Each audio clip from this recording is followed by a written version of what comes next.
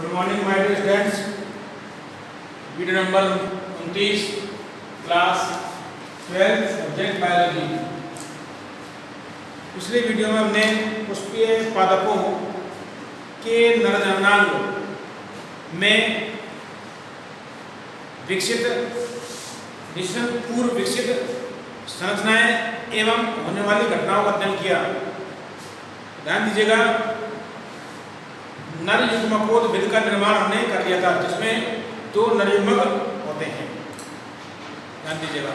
अब आता है इसके अंदर पुष्पीय पादपों के मादा जननांग तथा जायांग में निश्चन पूर्व घटित होने वाली संरचनाएं एवं घटनाएं।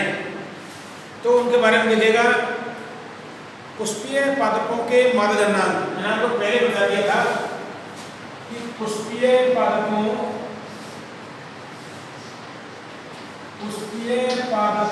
के मादा जननांग से बोलते हैं हम जायांग भी कह सकते हैं। इसकी इकाई होती है अंडक। पुष्पीय पादपों के मादा जननांग में निषेचन पूर्व घटित होने वाली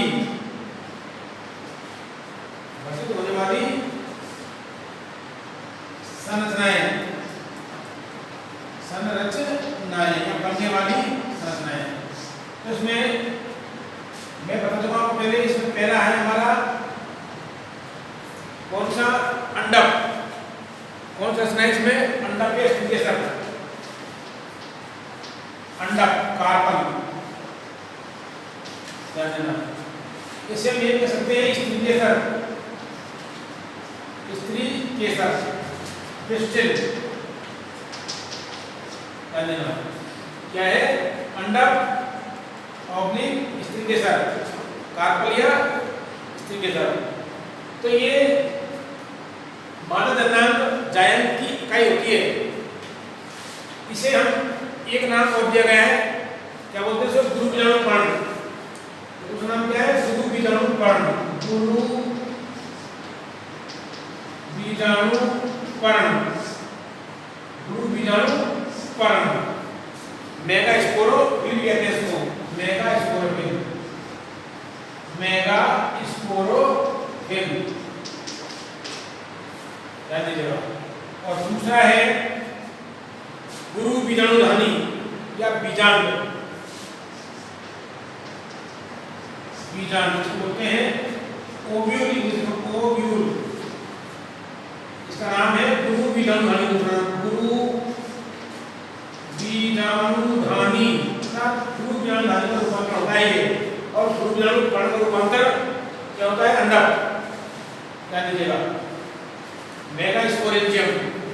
तीसरा जो घटना घटित होती है वो होती है आपको भ्रूण कोश।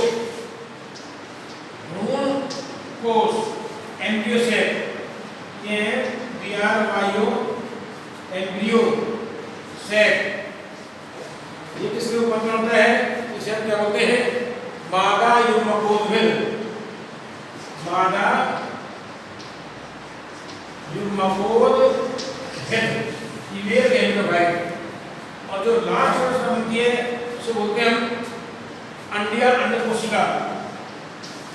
अंडीय अंडकोशिका, अंडीय अंडकोशिका, इसे बोलते हैं मादा युग्मक। तो हमें ये संरचनाएं किससे करनी है? तो हमें सबसे पहले के बारे में क्या है कि पुष्पीय पादपों के मादा जननांग जायांग में निषेचन से पूर्व घटित होने वाली संरचनाएं या निषेचन से पूर्व बनने वाली संरचनाएं।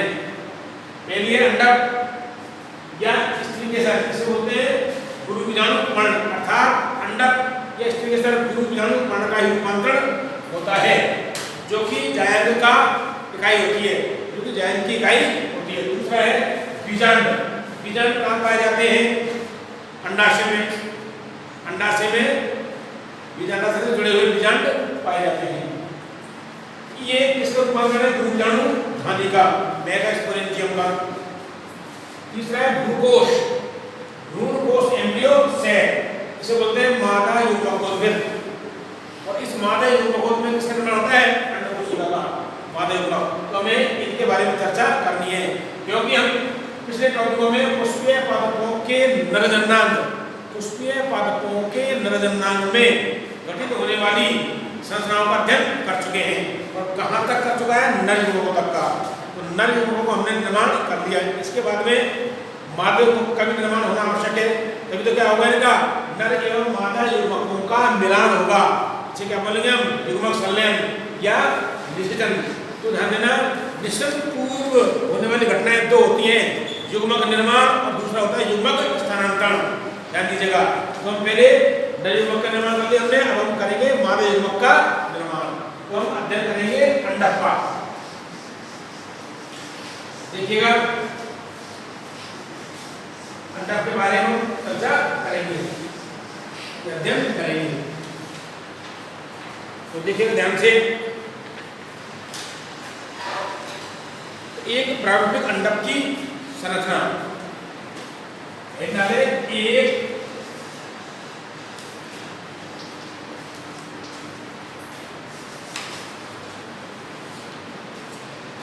पुष्पीय पादपों के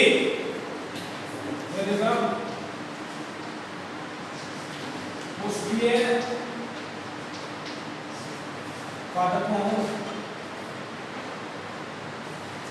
के प्रारूपिक अंडक कार्पल या स्त्री केसर की संरचना, पहले इसके बारे में चर्चा करते हैं कि पुष्पीय पादपों का अंडक कैसा होता है, क्या है। तो देखिएगा, तो क्या होता है ये ध्यान देना कि पुष्पीय पादपों में अंडक को मार्जनांग कहते हैं, अर्थात स्त्री केसर यह अंडक जायंत की इकाई होती है। इसमें लिखिएगा, पुष्पीय पादपों में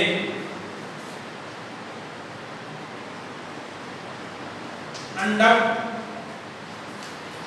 या स्त्री केसर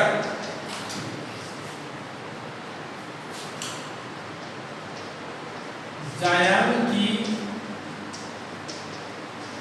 इकाई होती है। किसकी इकाई होती है? जायंत की इकाई होती है। अतः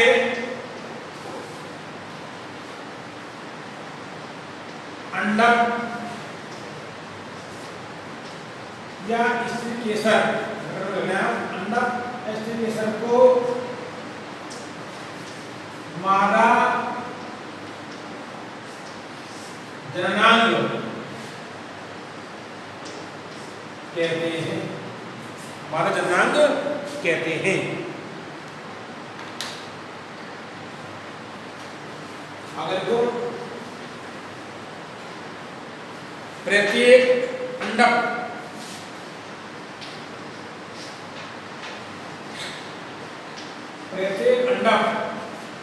या स्त्री केसर, प्रत्येक अंडक या स्त्री केसर गुरु बीजाणु पर्ण, गुरु बीजाणु पर्ण मेगास्पोरेंजियम, मेगास्पोरेंजियम का रूपांतरण होता है। मेगास्पोरेंजियम गुरुजन पर्ण का रूपांतरण होता है, जो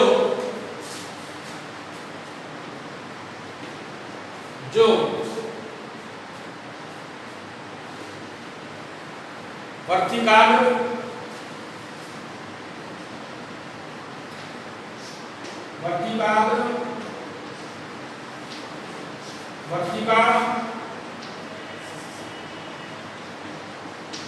और अंडाशय, वर्तिकाग्र, वर्तिका और अंडाशय से मिलकर बना होता है। ध्यान दीजिएगा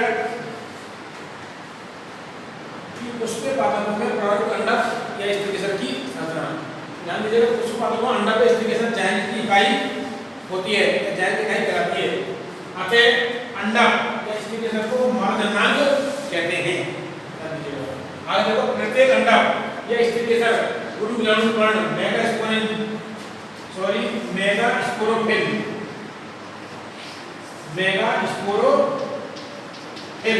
का क्या होता है, रूपांतर होता है। अर्थात गुरु विलाणु पर्ण रूपांतर होकर क्या बनाती है, अंडक या स्त्रीकेसर बनाती है, जो वर्तिकाग्र, वर्तिका और अंडाशय के रूप में विकसित होती है या इनसे मिलकर बनी होती है। अब देखिएगा इसकी संरचना। अंडक या स्त्रीकेसर की अनुदैर्घ्य का नामांकित बनाते हैं। देखिएगा अंडक स्त्रीकेसर की अनुदैर्घ्य का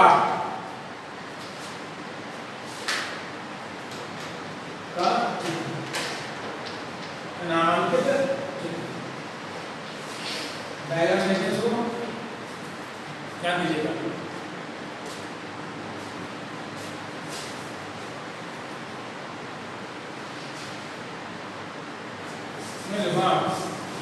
गांठ की संरचना एवं नामांकित चित्र, नामांकित चित्र ऐसे इस तरीके का अपना प्रत्येक गांठ की संरचना दोबारा डाले से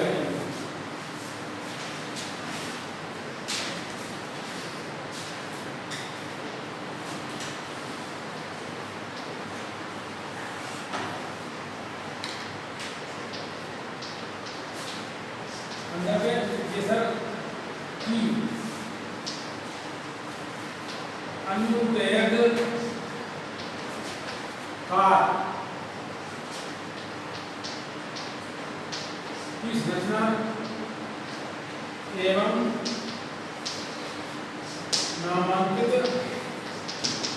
चित्र कैसे।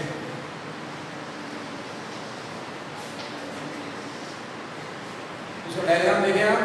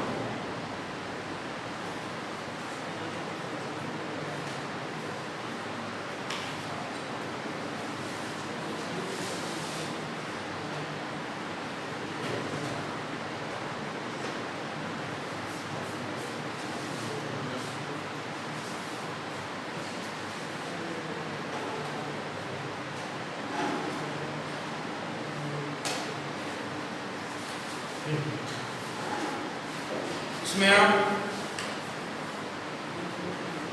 इसको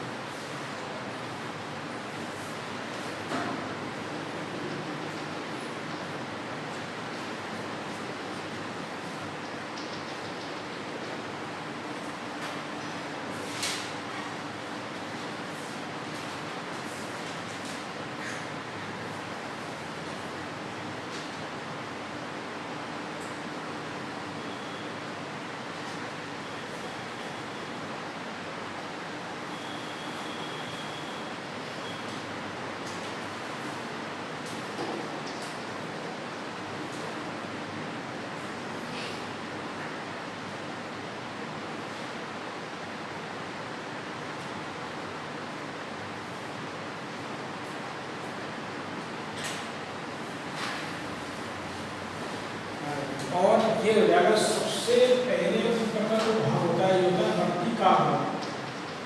वर्तिका का आग्र तो बोलते हैं स्टिग्मा। ये वाला पतला जो भाग होता है स्टाइल वर्तिका।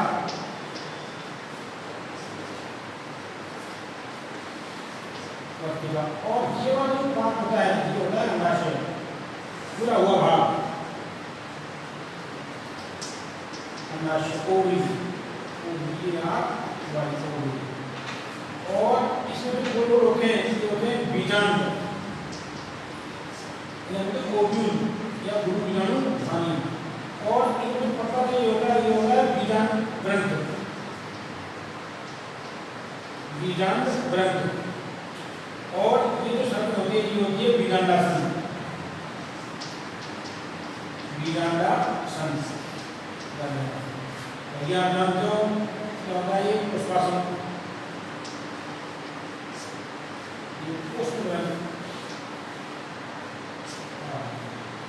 स्टाइल कहाँ से करते हैं ये पुष्पासन से। अंडाशय वर्तिका और वर्तिकाग्र के रूप में विकसित होता है। क्या अंडक में पूरा क्या कहलाता है, अंडक कहलाता है। आप देखिएगा ध्यान से ये प्रारंभिक अंडक का अनुदैर्घ्य काट है। उसको देखो त्रिअंडपी भी होते हैं, ध्यान देना। अंडक एकांडपी, द्विअंडपी, बहुअंडपी या त्रिअंडपी भी हो सकते हैं। तो आप देखिएगा इसमें हम पहला अध्ययन करेंगे किसका, वर्तिकाग्र। शुरू से ऊपर से मेरा पार्ट है इसका वर्तिकाग्र। वर्तिकाग्र स्टिग्मा स्टिग्मा क्या होता है, ध्यान दीजिएगा कि अंडक का सबसे ऊपरी भाग या स्त्री के कह सकते हैं इसको, अंडक या स्त्री के का सबसे ऊपरी भाग जो पराग कणों को, सबसे ऊपरी भाग जो पराग कणों को ग्रहण करने का कार्य करता है, क्या कहलाता है, वर्तिकाग्र कहलाता है। इस पर क्या करते हैं, इस पर क्या आते हैं, परागकण के द्वारा परागकण आते हैं। परागकण आते हैं, क्या करता है, ये परागकणों को ग्रहण करने का कार्य करता है। वर्तिकाग्र परागकणों के, और दूसरा कार्य क्या है इसका, वर्तिकाग्र परागकणों के अंकुरण के लिए, परागकणों के अंकुरण के लिए शर्करा, लिपिड, बेंजीन और बोरॉन आदि का पोषकीय माध्यम प्रदान करता है या पोषण प्रदान करता है। एक प्रकार का पोषकीय माध्यम होता है ये, जो परागकणों के अंकुरण हेतु आवश्यक होता है। इस बारे में देखें, पहले देखेंगे अंडक या स्त्री के लिए पूरा क्या कहलाता है, अंडक कहलाता है। अंडक पुष्पासन से वर्तिकाग्र, वर्तिका और अंडाशय के रूप में विकसित होता है। इसको हम स्त्री केसर भी कह सकते हैं। वैसे स्त्री केसर जैन को ही दूसरा नाम है, लेकिन फिर भी हम कह सकते हैं इसको। तो स्त्री केसर अंडक बात एक ही संरचना है। तो देखिएगा इसमें देखिए अंडक पकड़िए स्त्री केसर, फिर कई कई प्रश्नों में मिलेगा स्त्री केसर या अंडक, अंडक या स्त्री केसर का सबसे ऊपरी भाग का सबसे ऊपरी भाग जो, सबसे ऊपरी भाग है, सबसे ऊपरी भाग जो पराग कणों, सबसे ऊपरी भाग जो पराग कणों को ग्रहण करने का कार्य करता है, जो पराग कणों को ग्रहण करने का कार्य करता है, क्या कहलाता है, वर्तिकाग्र कहलाता है। वर्तिकाग्र मतलब वर्तिका का अग्र, वर्तिकाग्र स्टिग्मा STIGMA स्टिग्मा कहलाता है, वर्तिकाग्र कहलाता है। सबसे ऊपरी भाग होता है किसका, अंडक का या स्त्री का अंडक या स्त्री केसर का सबसे ऊपरी भाग जो पराग कणों को ग्रहण करने का कार्य करता है वर्तिकाग्र कहलाता है। अब ध्यान देना, वर्तिकाग्र पराग कणों के अंकुरण के लिए, किनके लिए, जो यहाँ पर क्या आते हैं, परागकण आते हैं परागण के द्वारा, वर्तिकाग्र पराग कणों के अंकुरण के लिए शर्करा, लिपिड, बेंजीन और बोरान का कोशिकीय माध्यम प्रदान करता है। देखिएगा, अगर वर्तिकाग्र पराग कणों के अंकुरण के लिए, पराग कणों के अंकुरण के लिए शर्करा, लिपिड्स,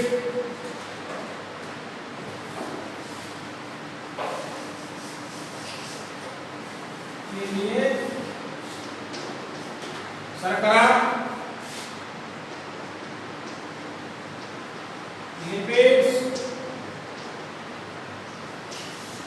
बेंजीन और बोरॉन आदि का कोशिकीय माध्यम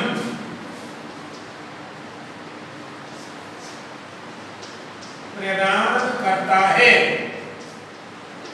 तो क्या करता है, पराग कणों के अंकुरण के लिए शर्करा, लिपिड्स, बेंजीन, बोरॉन आदि का कोशिकीय माध्यम या पोषक माध्यम प्रदान करता है।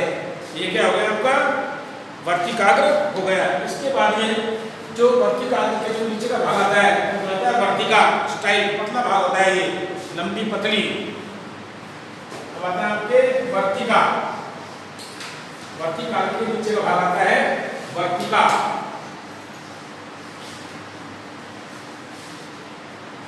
वर्तिका दूसरा पार्ट है वर्तिका स्टाइल। कैसे होती है, नहीं है, नलिका रूपी, नलिका रूपी होती है, लंबी पतली ससना, जो वर्तिकाग्र को, जो वर्तिकाग्र को अंडाशय से जोड़ती है।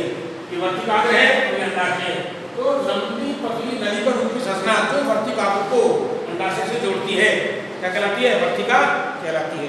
अब ध्यान देना, पराग नलिका जो होती है, यहाँ पर परागकणों का अंकुरण होता है, वर्तिकाग्र पर परागकणों का अंकुरण होता है। तो परागकणों के अंकुरण के बाद जो पराग नलिका निकलती है, पराग नलिका की लंबाई वर्तिका की लंबाई पर निर्भर करती है। अर्थात जितनी बड़ी वर्तिका होगी उतनी ही बड़ी क्या होगी, पराग नलिका होगी। अब तक ज्ञात पुष्प पादपों में सबसे लंबी पराग नलिका मक्का पादप में पाई जाती है। मक्का में, मक्का में जो फूलने होते हैं वो पराग वर्तिका क्या होती है, पराग वो वर्तिकाएं होती हैं, काफी बड़ी वर्तिकाएं होती हैं जो फूलने होते हैं मक्का के अंदर। देखा होगा आपने, वहां देखिएगा इसके बारे में, देखिए वर्तिका के बारे में क्या परिभाषा है इसकी।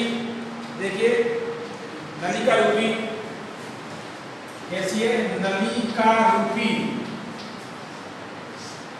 नलिका रूपी लंबी पतली, नलिका रूपी लंबी पतली संरचना, संरचना जो वर्तिकाग्र को, जो वर्तिकाग्र को अंडाशय से जोड़ती है, जो वर्तिकाग्र को अंडाशय से जोड़ती है, वर्तिका स्टाइल कहलाती है। वर्तिका कहलाती है। क्या करती है ये, नलिका रूपी लंबी पतली संरचना होती है जो वर्तिकाग्र को, ये वर्तिकाग्र है और ये अंडाशय, वर्तिकाग्र को अंडाशय से जोड़ती है, ये लंबी पतली संरचना होती है। आगे देखिएगा, अब प्रश्न होता है कि पराग नलिका जो वर्तिकाग्र पर पराग अंकुरित होते हैं उनके बारे में क्या कहते हैं, पराग नलिका। जितनी अधिक लंबी वर्तिका होगी उतनी अधिक लंबी क्या होगी, पराग नलिका होगी। मतलब देखो पराग नलिका की लंबाई, पराग नलिका की लंबाई वर्तिका की लंबाई, इसकी लंबाई वर्तिका की लंबाई पर निर्भर करती है।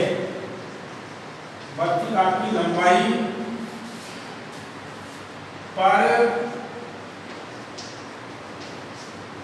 निर्भर करती है, अर्थात जितनी लंबी वर्तिका होगी उतनी ही लंबी क्या होगी, पराग नलिका होगी। अब तीसरा जो भाग आता है वो आता है आपके अंडक का अंडाशय। बहुत इंपोर्टेंट भाग होता है अंडाशय। अंडाशय में बीजांड, बीजांड में ग्लूकोज अर्थात मादा युग्मकोद्भिद, ग्लूकोज में मादा युग्मक का निर्माण होता है। तीसरा पार्ट आता है वो है आपके अंडाशय, ओवरी, OVARY, ओवेरी, अंडाशय, ओवेरी। कैसा है ये आकार में, तो देखो अंडक के निचले फूला हुआ, अंडक का निचला फूला हुआ आधारीय भाग क्या कहलाता है, अंडाशय कहलाता है। अंडक या स्त्री केसर का निचला फूला हुआ आधारीय भाग, आधारीय भाग है ये पूरा अंडक में आने तक क्या था। अंडक या स्त्री केसर का निचला फूला हुआ आधारीय भाग अंडाशय कहलाता है। अब ध्यान देना, अंडाशय में एक या एक से अधिक कोष्ठक पाए जाते हैं, एक या एक से अधिक कोष्ठक पाए जाते हैं। जिनमें क्या होता है ध्यान दीजिएगा, जिन्हें गर्भाशय गुहा कहते हैं, इसके बारे में बताऊंगा मैं आपको। में गर्भाशय गुहा के केंद्र में क्या पाया जाता है, प्लेसेंटा, जैसे क्या बोलते हैं बीजांडाशय। यदि इसकी एक काट काटे, एक दो जो होती है कोष्ठक, एक से अधिक कोष्ठक पाए जाते हैं, तो ये होता है प्लेसेंटा या बीजांडाशय, प्लेसेंटा, प्लेसेंटा कहते हैं इसको। गर्भाशय को प्लेसेंटा पाई जाती है, इसका काट काटा है एक, तो आपको इसका काट काटा है ध्यान दीजिएगा, तो आपको इसका स्ट्रक्चर दिखाई देगा।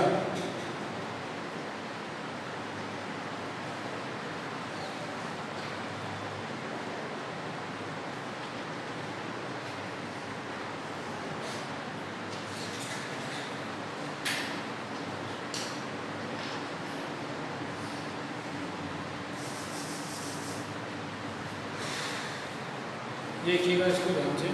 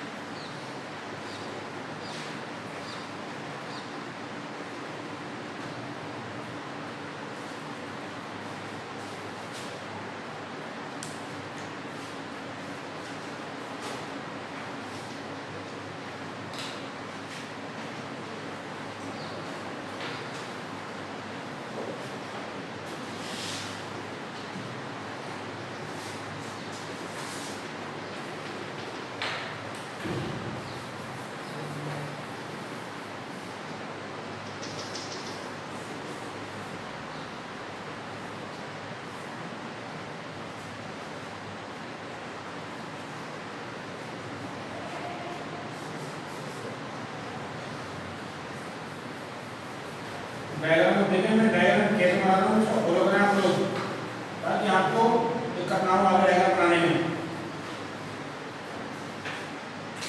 ये 3 अंडाशय हो गया, 3 कोष्ठक इसके अंदर, ये गर्भाशय को कहते हैं। अब इनको हम इसको कहा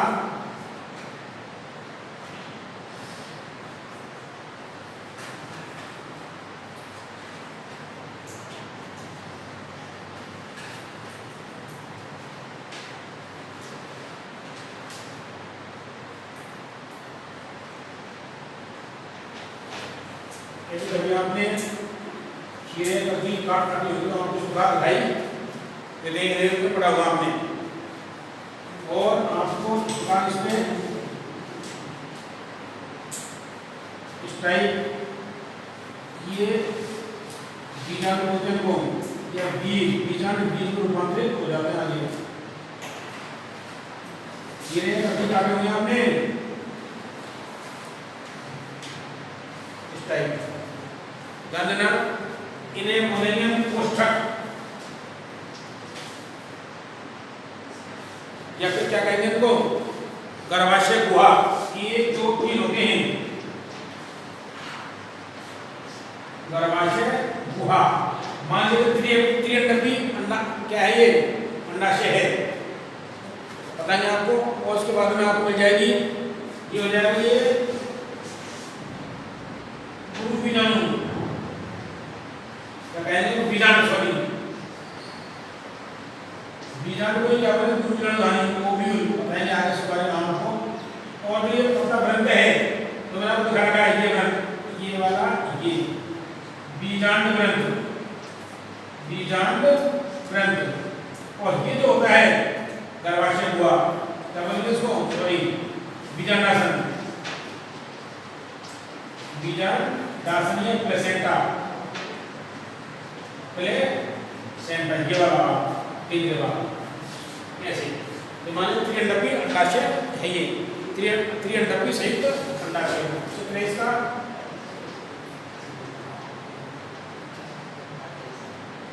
त्रिअंडकी संयुक्त अंडाशय, त्रिअंडकी संयुक्त अंडाशय। तो अंडाशय क्या है, ध्यान देना।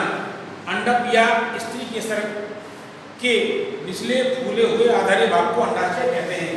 तो आप देखिएगा, अंडक या स्त्री केसर, अंडक या स्त्री केसर के निचले फूले हुए भाग को अंडाशय कहते हैं। अंडाशय ओवेरी कहते हैं, क्या कहते हैं, अंडाशय कहते हैं। ध्यान दीजिएगा, इसका खुला हुआ भाग है, अंडाशय कहते हैं। अब देखिएगा, अंडाशय में एक या एक से अधिक क्या पाए जाते हैं, कोष्ठक पाए जाते हैं, जिन्हें गर्भाशय गुहा कहते हैं।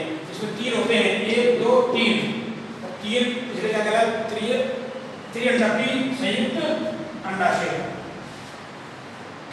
त्रिअंडकी संयुक्त अंडाशय। देखिएगा आप इसमें अंडाशय में,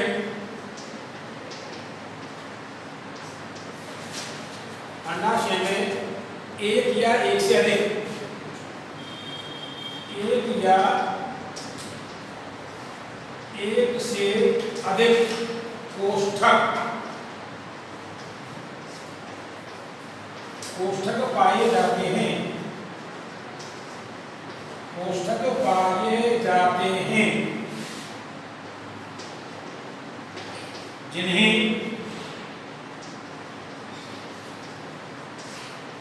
गर्भाशय गुहा कहते हैं। इसमें 1 2 3 कोष्ठक हैं, इसलिए क्या बोलेंगे इसको, त्रिअंडकी संयुक्त अंडाशय, गर्भाशय गुहा कहते हैं। गर्भाशय गुहा के जो केंद्र है, ये वाला, इसे क्या बोलते हैं हम, गर्भाशय गुहा के केंद्र में प्लेसेंटा स्थित होता है, जिसे बीजांडासन कहते हैं। तो आगे देखिए, गर्भाशय गुहा के केंद्र में, गर्भाशय गुहा के केंद्र में प्लेसेंटा पाया जाता है, प्लेसेंटा पाया जाता है। हम इसको ये भी कह सकते हैं, ये इधर ये वाला भाग प्लेसेंटा, प्लेसेंटा, ये क्या कहलाता है, बीजांडासन, बीजांडासन प्लेसेंटा। तो गर्भाशय गुहा के केंद्र में प्लेसेंटा पाया जाता है,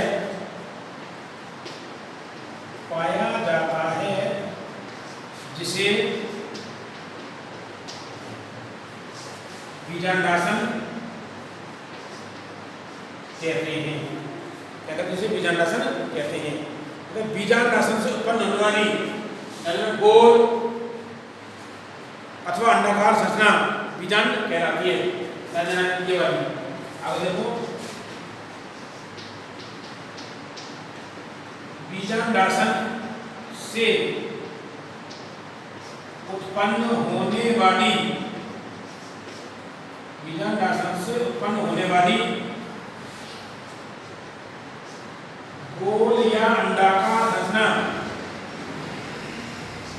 गोल या अंडाकार संरचना बीजांड ओव्यूल कहलाती है। ओव्यूल कहलाती है। ध्यान दीजिए। अतः अंडाशय में एक या अनेक बीजांड पाए जाते हैं। अतः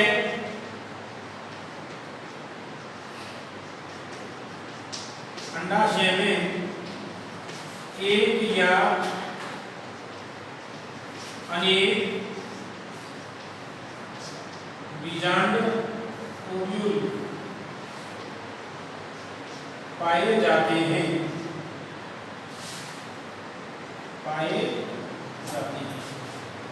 जिन्हें क्या बोलते हैं? गुरु बीजाणुधानी कहते हैं। जैसे गेहूं, धान और आंकड़े में केवल एक बीजाणु पाया जाता है।